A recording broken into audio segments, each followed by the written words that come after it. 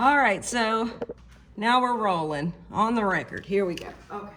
So tell me, Bob, what in the world possessed you to go back to college? Well, to be really honest with you, and this is a part of my speech that I'm going to be giving, is that when I finished military school, and after I was in the service, over the next years, whenever I had to fill out an application, under the word education, I had to put high school. And that went on for years, and it grated me. Look, I did very well. I was fine. I had not a problem in the world, except for the fact that loads of my friends had not only finished college, but they got their masters. You know, you name it. You know, they'd start talking between each other, and I'd be going like, like this, and being very quiet. So it was then that I really decided that I wanted to go back to school. That's what did it. Man, that's interesting. That and that's an interesting perspective, because I think so in this generation, so many people are in college or going to college. It's almost expected that you have to go to college if you want to be successful. But it seems like you were pretty successful even before. No, as a matter of fact, my mother and father were two opposites, and both of them ended up successful. You got to remember, this was all during the Depression. And my mother was Phi Beta Kappa at the University of Nebraska. And it was in journalism. And she graduated in 1922. And she met my dad, who had graduated 8th grade. And they were a match. Don't ask me why, but they were a match.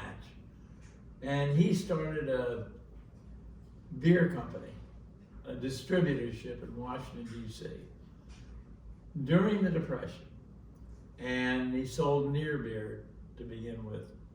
And later, he sold regular beer.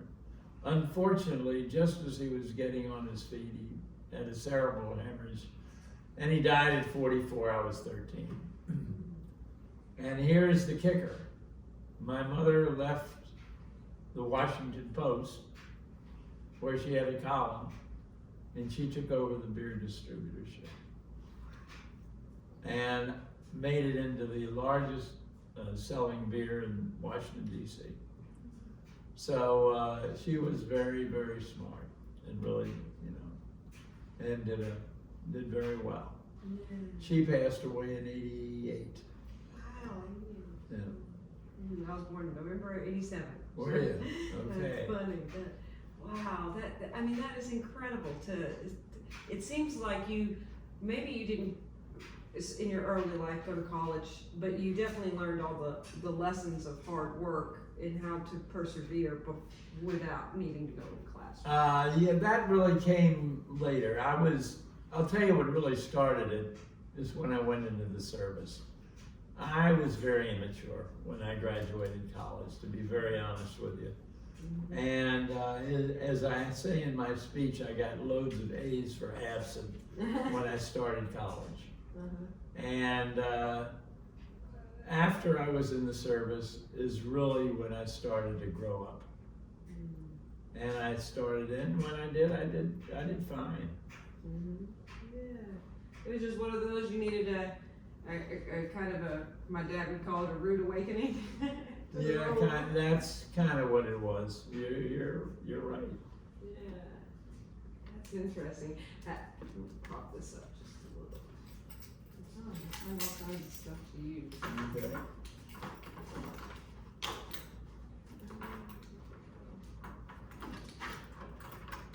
Boy, I'm going to be the wobbliest person on the people look. He's a little sideways. People are going to be doing like this. Look, where's Waldo? Where is he? He keeps popping in and out. He was there, then he's gone. He's there, then he's gone. Right. There we go. Okay. If I can hold it, I'll hold it. Oh, that won't be good. So, tell me about whenever you So you decided to go back to college. What happened after that when you made that decision? What was the next move for you?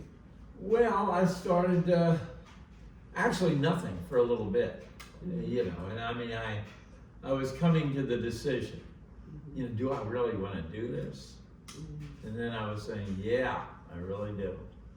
And I started looking at schools, and nothing really appealed to me until I talked to Sabine Stiles, the admissions director at Kaiser. And she really made me feel comfortable. And that was the beginning. And I won't go through all of the people that that helped me through school, but there were a few of them. And I'm very happy that I made the selection to go to Kaiser. And I really am. The president of the Naples campus has made me feel like I'm part of the family. Her name is Linda Waterhouse. She's as sweet as she can be. Professor Renee Keller-Little is an English teacher there. And she got me through a lot of the projects that I had to do for each class. I mean, I could do the project, but she corrected the papers, made it look better, you know, made smoothed it out is a good word. And I was lucky, I got a 3.43 GPA. So, you know, it was fortunate, and she was really, really great. And I guess the last thing before my wife is Sabine, the admissions director, introduced me to Dean Michael Nelson. And he offered me courses that he thought I would enjoy. I was hooked. And I mean, it was just, everybody was so nice to me. And I don't think it was because of my age or anything. I think they're all just kind people. And it's continued even to today. I mean, when I call, I mean, you know, everybody's got a smile on their face, and it's a wonderful, wonderful campus. I'm so happy that I chose this school to graduate. Now, how long were you in class? I mean, how many? This is very interesting. Kaiser is different, I think, than most schools. You take one course a month, and you have to finish a complete semester in 1 month. I'm taking my midterms after 2 weeks. It was very, very pressure oriented. And you had to I worked 7 days a week. It was crazy. I mean, I said, this is for your master's. Wow, hold on. So you got a degree and you work full time, 7 days a week? No, I didn't. I worked. Well, that's something different. I also handle 10 portfolios. Oh, God. And yeah, I do that. That's a hobby of mine. I don't charge anybody. I help young people get started in investing. I think that that's the most important part of their lives. I think that's more important than getting married. If they don't know how to do their investments and they mess it up, they're gonna be unhappy for the rest of their life. And so I said, maybe I can help some of these people. I have one great experience. I have a young lady whose mother would clean our house every week. And one week she brings Michelle, her daughter, 10 years old. And over here is our kitchen table, and I'm eating breakfast. She plops herself down and she starts talking, you know, like a 10-year-old would. But all of a sudden I looked at her, I said, this kid is smart. So I began talking about finances with her at 10 years old. I was talking about investing in stocks, and she took to it like she'd been doing it all her life. And as a result, final result, she had a couple $1,000 that she had gotten from mowing the lawn, from doing odd jobs, and she was a worker. Her mother was, working, and so she tried to help out. And she had a couple of $1,000, and she put it in, and we started investing. She now has a portfolio of $20,000. She's 17 years old and starting college, straight A student, and she wants to be an engineer, and she is just marvelous. And that is an example of the people that I like to help. And she's the youngest. I mean, I've helped a lot of people. I have one lady that I've helped since 1995 when she was very young, and we've continued. And I've done this with a number of people, and I still handle 10 portfolios. I also did all of the investing for my school, Fishburne Military School. And let me tell you something. I have no degree in financing, but I have one little advantage over almost everybody. And that is I started investing in 1955. So that's 60 some odd years ago. And I started investing, and let me tell you, I made money, I lost money. Hey, ain't nobody perfect. And far be it from me to say that to anybody. But I made my mistakes. And today, I hardly touch those portfolios because finally, after all the ups, all the downs, I think I got most of the portfolios exactly where I want them. And I've told everyone that when I pass away, they don't have to handle their own portfolio. All you do is take the dividends that you've got and just reinvest it in one of the stocks that's sitting up there. Apple, Amazon, Costco, you name it. There are companies that all of them are good companies. Drive down the street. And when you see McDonald's in there, automobiles in there, hey, that's a pretty good stock, isn't it? And then you go past some of these department stores that not a car sitting in front.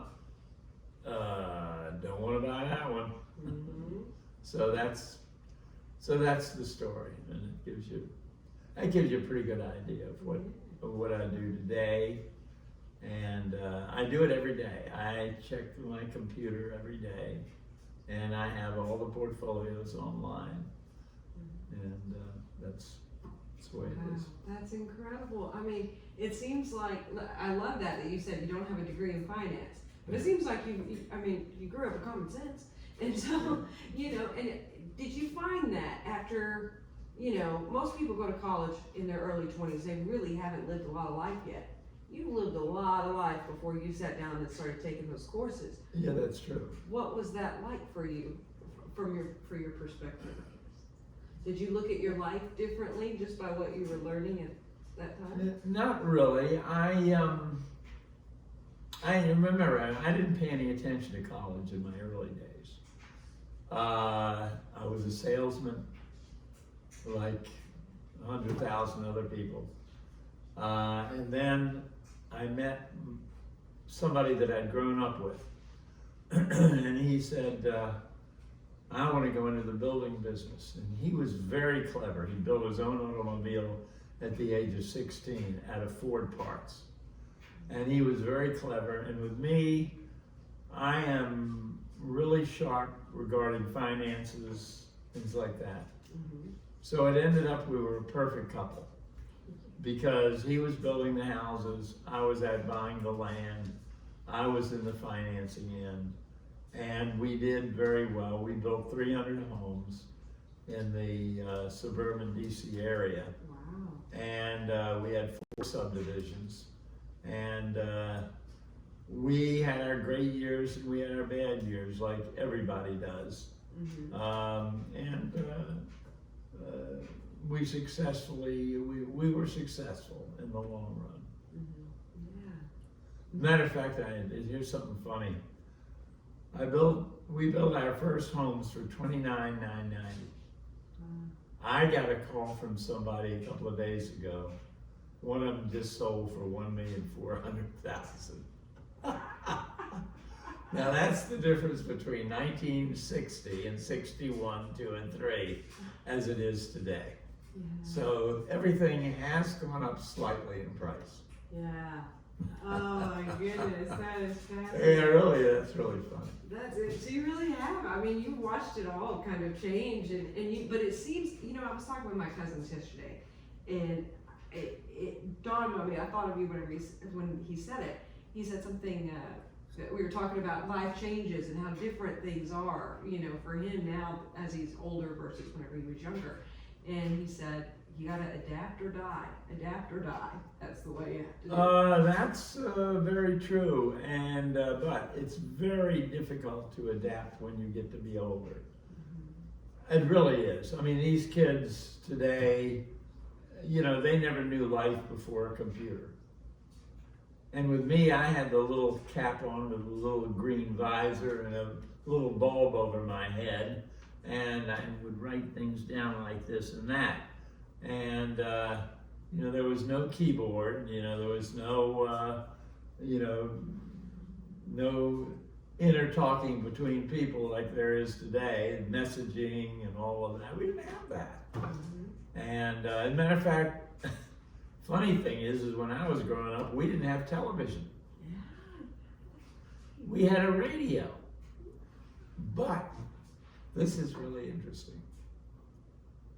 When we were kids, we would come home from school and lie down on your stomach, hands on your face, and we'd stare at the radio. Because Jack Armstrong, the All-American Boy, was on. Or Tom Mix was on, coming across with his horse, and we'd be imagining exactly what was happening. Little Orphan Annie was on the radio, and we would stare at the radio and visualize Little Orphan Annie, just like TV, except for one thing, there was no TV. So that was a very interesting part of life, and no one imagined that they would have anything like television. Yeah.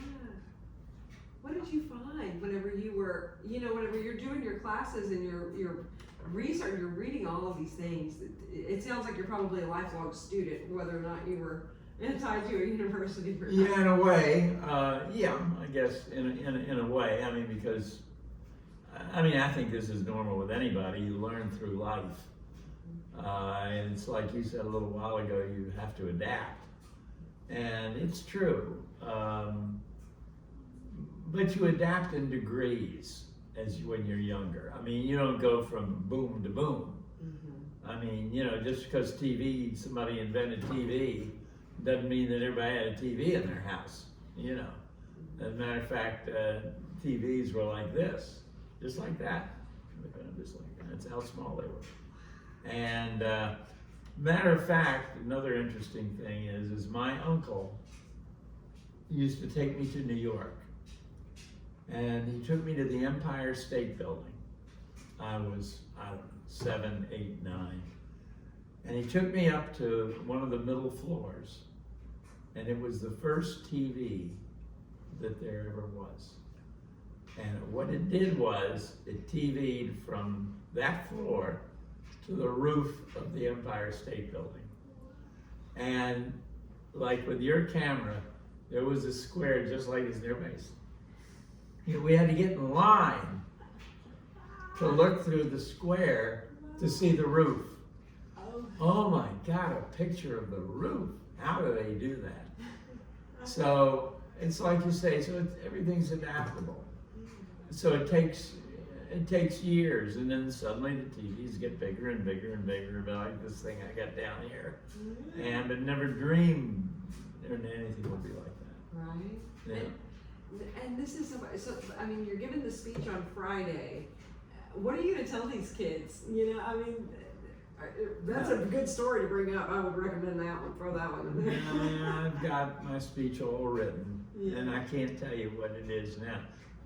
When is this going to post, by the way? Maybe tomorrow, maybe Friday. It'll be before the graduation. Oh, okay. Look, can't tell you much of anything, right? I've already told you a little bit. Yeah. But I will tell you this, that a lot of it is going to be kind of a lesson to them. Yeah, we're all graduating together, but they're at one end of the spectrum and I'm at the other. So I know what they're going to go through. Virtually all of them are going to go through the same thing. I don't care how much money you got. I don't care what you. All of you are going to have some sort of problem. And that is what I'm going to be speaking about. The first half of my speech, because they want me to, I'll tell them about myself, things that some of the things I'm telling you now. But the last half of my talk is going to be about them. And that's the way that I really want to do it. It gives me an opportunity to do what I like to do. And that is help young people, and maybe there'll be somebody in the graduating class that'll listen. You know what I'm saying? Yeah. And you know, that's what we're really be doing. You know, and I bet at your age, a lot of people would start thinking about their legacy. What do I want my legacy to be? What do I want people to remember me for? Do you think about that? Not a lot, really. Yeah. No, because I've seen so much, and so many people in my life have done marvelous, marvelous things. But most unfortunately, none of them are president or vice president or a boxing champion or the best home run hitter in baseball. Most of them are people just like you and me. And we're forgotten. Can you imagine? You look at your history books and you see, well, let's make it big. You see 500 names, let's say, which is high. You know how many people have passed on this earth? I mean, we have 300 and, I don't know, what is it, 300,000? I can't remember how many, millions, you know. And, you know, that's how many people they got. How many people is it? 305 million or 310 million people in the United States just today. And, I mean, look, I told you a little while ago about my mother. She's gone, nobody remembers her. It's sad, but that's the way it is with all of us. So far as a legacy is concerned, you know, I've lived my life. I just hope that, you know, maybe I've taught somebody a little something. And that's probably the legacy that I really want to leave. And, you know, of course I'm not going to, hey, look, none of that. You know, I mean, you know, I'm looking to new adventures here. Yeah, you got at least another 50, 60 years Hey, to go. why not? You know, Why not? you know, as long You as, got a college education, you can do anything. what do they say? As long as it takes, right? Right? I love that. I love that, and I love that perspective, and I totally agree with you. So many people, so many stories out there that we haven't heard, and you think about how many lives could be changed just by learning those lessons. Right. And that's why we storytell, right? Photography, all of your pictures and stuff. What was that? Where did that passion come from? Was it kind of documenting life, I guess, along the way? I guess because I'm a Libra. Libra, there you go. That's what That must be it. That's musical, art, things like that. I mean, I really like those. When you came in, you saw that collection. I have a collection here of Yadros, all through the house, right in back of you here. all over here on this case there, that case up front that you may have seen when you came in. And I've been collecting them for many, many years. And it's a very, it's just, you know, it's something that I've done, you know, that I like. But yeah, I don't know, what else you got to ask? What else are you gonna ask? Anything I'm forgetting that maybe, now, take me through just the quick Cliff Notes version of your life. So born. Okay, all right, yeah, that's, I can do this I can do 94 years in a minute and a half. Well, why not, right? All right, I was born in D.C., Washington, D.C. in 1927. And I kid everybody and I tell them that I'm the one that put the quarters in Abe Lincoln's eyes after he was assassinated. I always kid everyone. And believe it or not, there's a couple of them that say, "You did?" And really, honest to God, that's the truth. And in 1939, the Depression was still on. I was the guy that you see sometimes in the movies. I had my knickers, corduroy knickers. I wouldn't be without Argyle socks that you pull halfway up, fold them beautifully. And we wore a shirt, we wore a tie, and I had a cap, you know, regular corduroy cap. And I sold newspapers. And on September the 1st, 1939, I was waiting for the papers, and the papers came. And I'm waiting, and I said, there's something up. And it was the day that the Germans went into Poland. And I'm the guy that yelled, extra, extra, read all about it. Germans going to Poland. And I've seen people on TV, you know, from the old days and movies, and I kind of laugh. I said, that was me. I did that. And I did that. Wow. The day on Pearl Harbor Day, on December the 7th, 1941, I was at a football game, an NFL game between the Washington Redskins and the Philadelphia Eagles. And in the middle of the game, they started, would General such and such please report? Would the Vice President of the United States please go to the White House immediately? Would anyone in the armed forces please report to your bases? What's going on? Don't forget, no TV, right? No TV. All we have are little radios. And we were saying, well, what's going on? What's going on? And somebody turns to my stepdad, who was one smart dermatologist, and said, buddy, he says, the Japanese attacked Pearl Harbor. My dad turned around and said, where in the hell is Pearl Harbor? We didn't know where this was. Pearl Harbor. We used to go from Washington to Atlantic City. That was our big vacation. We never went any further than that. And that was really the beginning of what happened. And somebody had heard it on a little radio, you know, that this was going on, and everybody's leaning over trying to listen to the same little tiny radio that somebody's got with them. And that's how we found out about Pearl Harbor. During World War II, although I was not in the service in World War II, but I did have a job, believe it or not. I was a messenger for the air raid warden in Washington, D.C. during all the blackouts. And I had armband, I had uniform, I had everything. And so I was one snotty kid because I would run down and I would see Mr. Jacoby, who was the air raid warden, and he says, take this to some other place, because you don't want to use any phones or anything like that, because they could hear them from the airplanes.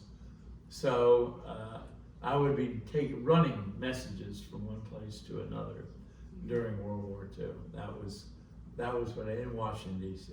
During all the blackouts and everything like that. Now, fortunately, we didn't have any Yeah, so the blackouts, you just no power. They would just Oh, they turn everything off. just Not a light in the city. just a lot of fear of what was going to happen. Or? No, it was more of an in case. Oh, okay. I mean, you got to remember that in the States, we had very little actual. I mean, somebody told me that when somebody took a couple of bombs from a submarine or something and hit the West Coast somewhere, but there was nothing really. We had no danger. We were very, very lucky, but we didn't know that. So we were prepared in case of anything happening. And they would have these blackouts constantly. The sirens would go off, and everybody, as soon as you just heard the sirens, everybody had to turn their lights on. There were shelters. People had to go to the shelters. It was quite a time. Yeah.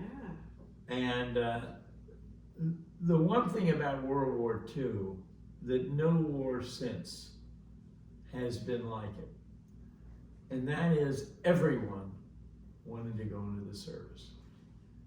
Everyone. We're going to fight those Japs, or we're going to fight the Nazis, or we're going to get in there and fight. And every mother had a star on a flag in front of her home if her son was in the service.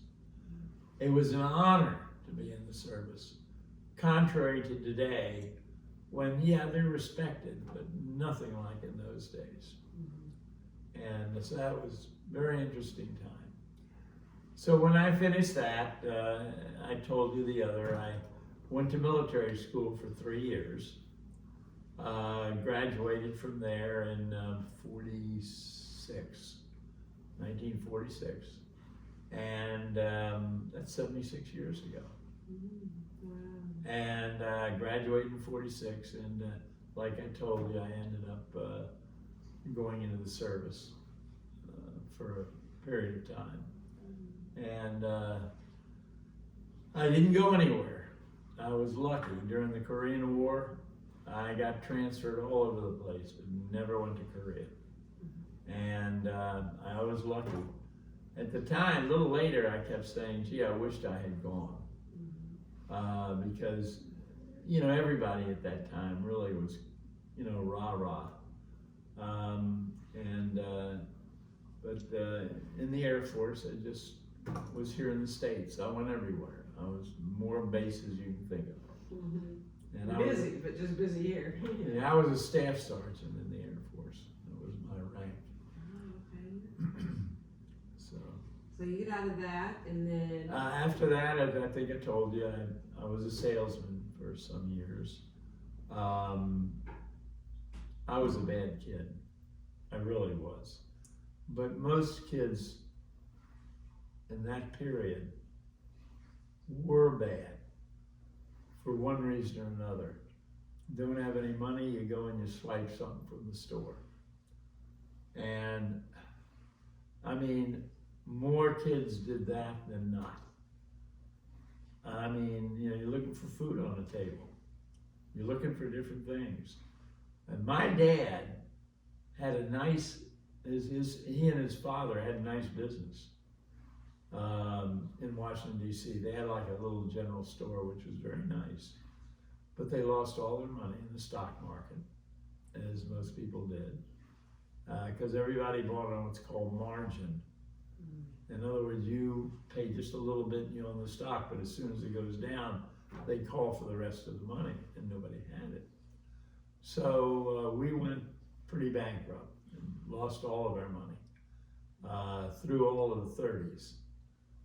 By the 40s, we started to go back uphill again.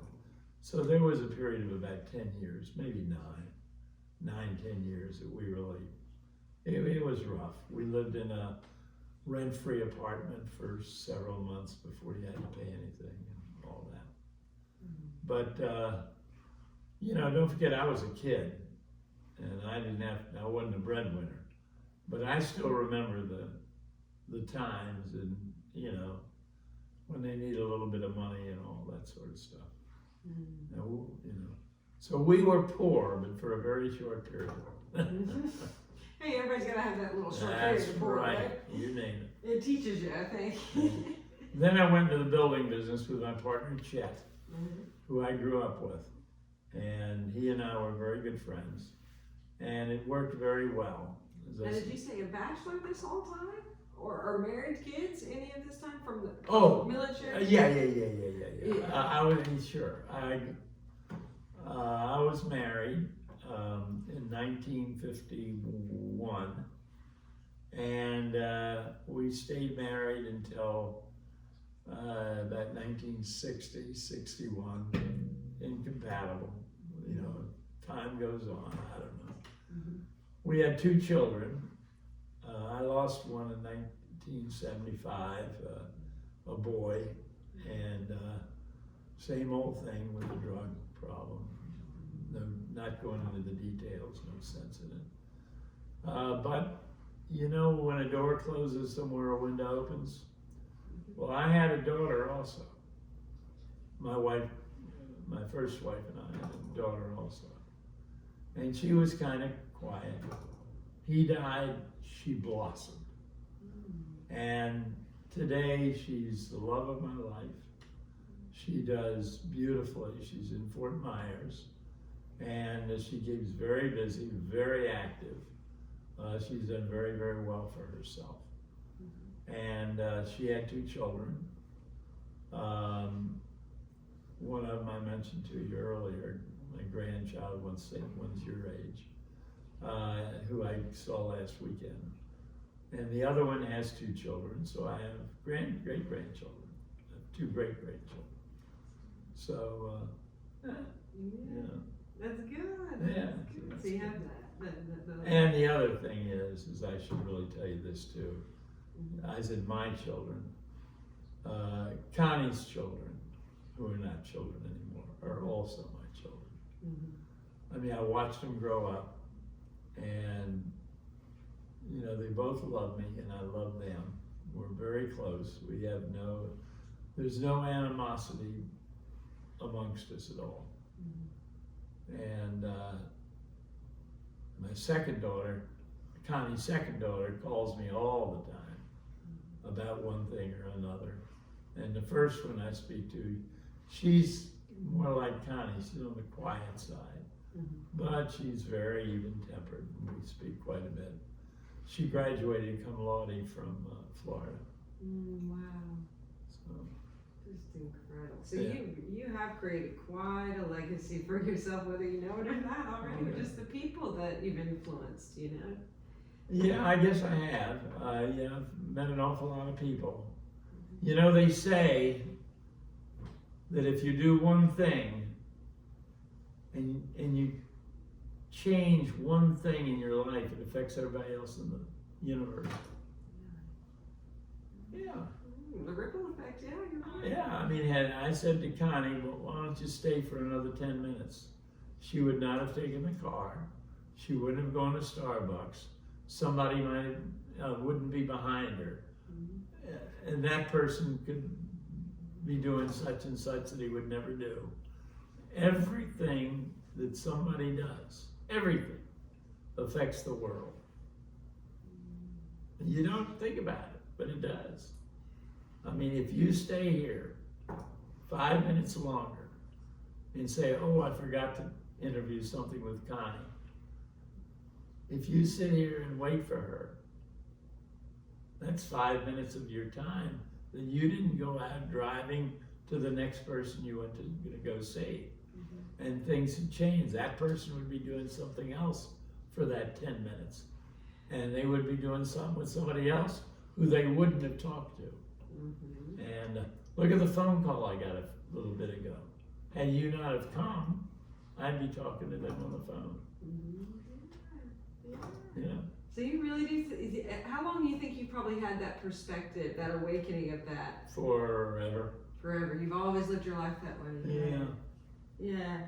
I mean, that's probably what has kept you so young. You don't allow the emotional, your emotions to get all over the place. I never think about dying. Like Connie is the one that said it, my glass is always half full. Always. I nearly went bankrupt at one time. lived through it. It worked out. Everything gonna be all right. You know, that's sort of the way that I think. And I try to transfer that to other people because, Lisa, nobody is without problems. None of us. I've got them. You've got them. All of your staff's got them. Everybody's got a problem. So there's no sense in, start moaning about it, so to speak. So that's. So anything else?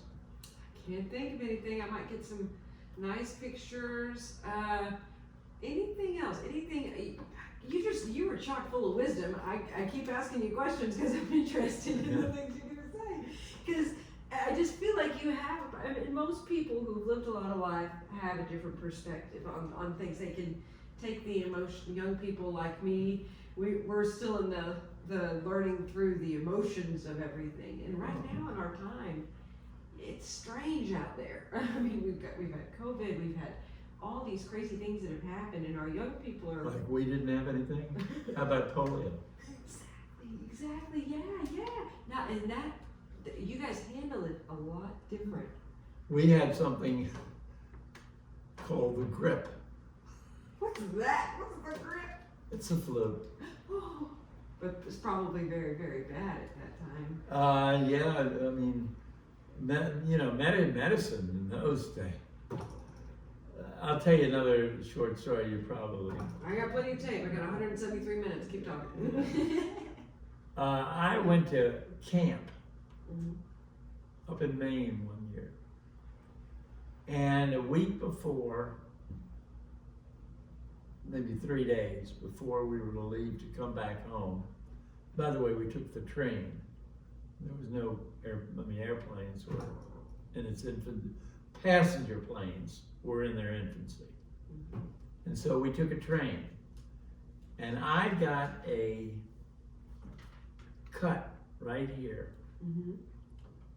It was in my left arm, actually. And it got infected.